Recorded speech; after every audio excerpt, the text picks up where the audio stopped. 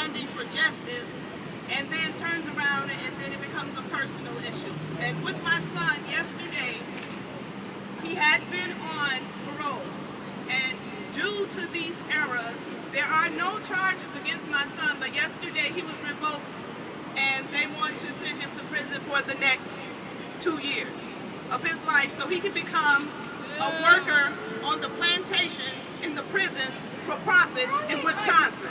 And that's what it is now.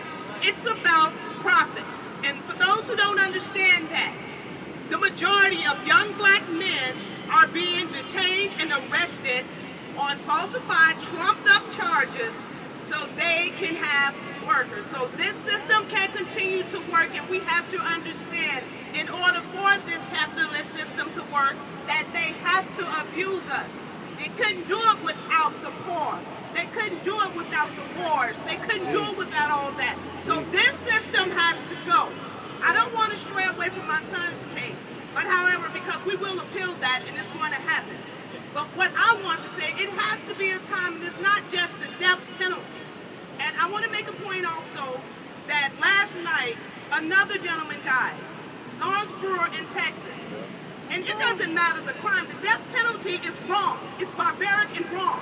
Lawrence Brewer was convicted. He was sentenced and died because he was in a case and found guilty of dragging a black man in 1998 in Jasper, Texas, if those of you are familiar. You know, but yet still, despite his crime, the death penalty is wrong, and he did not deserve to die. And it's a system to control us. And if you're in an inner city neighborhood, I've seen it for years. This is what they do. They harass you for nothing. Young black men can't walk down the street without the police pulling them over. It doesn't matter what you do. It doesn't matter. They want, it's like a population control.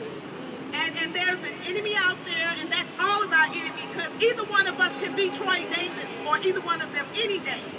From one day to the next, it can change, and we have to understand that. And what we need now, we need a revolution to change the system. The system is not working. People have to stand up and realize that this is not working. It's not working for you. It's not working for you, whether you're black, whether you're white, whether you're old, whether you're young. It doesn't matter. This system does not work for us. This system has to go. We need something for the people, the working people who broke their backs building this country, the same people who continue to break their backs daily to keep this country running, but only a few benefit from it. Yes, some think that you benefit because you're given the kibbles and bits that you're given, but that doesn't mean nothing to you that they get up there, because you still have to get up in the morning and go get it when they don't. They wake up in the morning and check their figures on how much money you made for them, and that's their only concern.